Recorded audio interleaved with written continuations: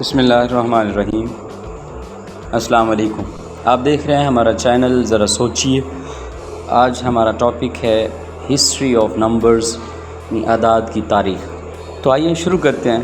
ناظرین، قدیم زمانے میں جب انسان کو یہ بھی پتہ نہیں تھا کہ کون سا پھل اور کون سی سبزی کھانی ہے، پہلے انسانوں کے کئی قبیلے اعداد سے بالکل ناواقف تھے۔ انہوں نے سب سے پہلے گننے کا طریقہ دریافت کیا، جو کہ ان کے اپنے ہاتھ کی 10 انگلیاں تھیں۔ لوگوں نے سب سے پہلے نمبر سسٹم دریافت کیا، جو کہ 10 اعداد پر مشتمل تھا، کیونکہ قدرت نے قدرتی طور پر ایک ڈیسیمل نمبر سسٹم انسانوں کو انگلیوں کی شکل میں مہیا کر دیا تھا۔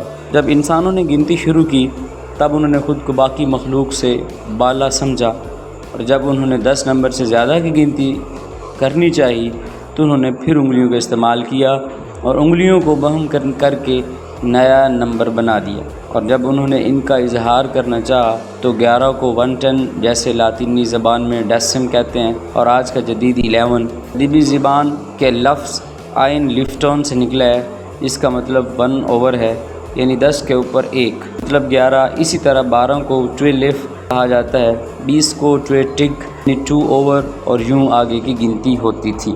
ابتدائی انسان نے اپنی انگلیوں کے ذریعے کاؤنٹنگ کی اور ڈیسیمل نمبر سسٹم بنایا، لیکن ساؤتھ امریکہ کے کچھ قدیم ترین قبیلے جیسے مایاز کا قبیلہ، جو کہ بہت تہذیب یافتہ قبیلے تھے، ان کے ہاں جو نمبر سسٹم تھا وہ 10 کی بجائے 20 پر مشتمل تھا، کیونکہ کہا جاتا ہے کہ انہوں نے کاؤنٹنگ کی شروعات ہاتھوں اور پیروں دونوں کی 10 انگلیاں گن کر کی تھیں، اور یوں ان کے ہاں نمبر سسٹم 20 اعداد پر مشتمل تھا۔ اس زمانے میں لکھنا بھی دریافت نہیں ہوا تھا کہ کس طرح لکھا جاتا ہے، اور وہ کس طرح اپنے پاس اعداد کو ریکارڈ کے طور پر رکھ سکیں، کیونکہ ریکارڈ کرنے سے ہی لین دین آسان ہوتی ہوگی۔ اس کا حل انہوں نے پھر بھی اپنی انگلیوں کا استعمال کر کے ہی نکالا، کیونکہ ایک انگلی کا اچھے سے اسٹروک یا کٹ بن جاتا ہے تو وہ ریکارڈ کے طور پر کسی غار یا کسی پتھر پر انگلیوں کے نشان بناتے اور اعداد کو ریکارڈ کر لیتے، یعنی ایک کٹ ایک آبجیکٹ کو ظاہر کرتا، 2 کٹ 2 آبجیکٹس کو، اسی طرح سو آن۔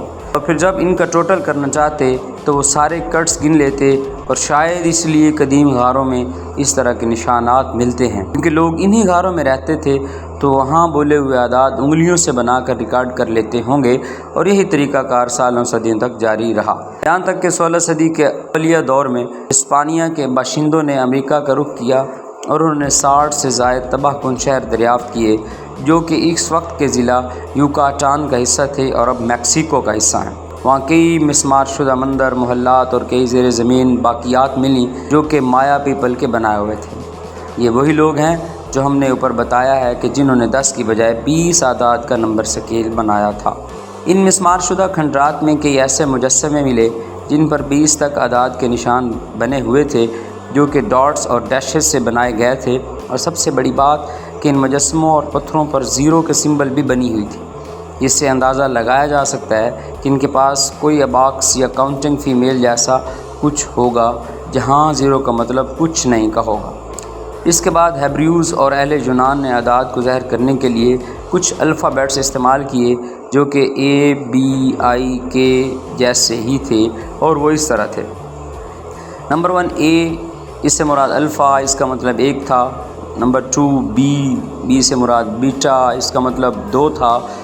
نمبر 3 I سے مراد آیوٹا، اس کا مطلب 10 تھا، اور نمبر 4 پہ ہے K سے مراد کاپا، اس کا مطلب 20 تھا۔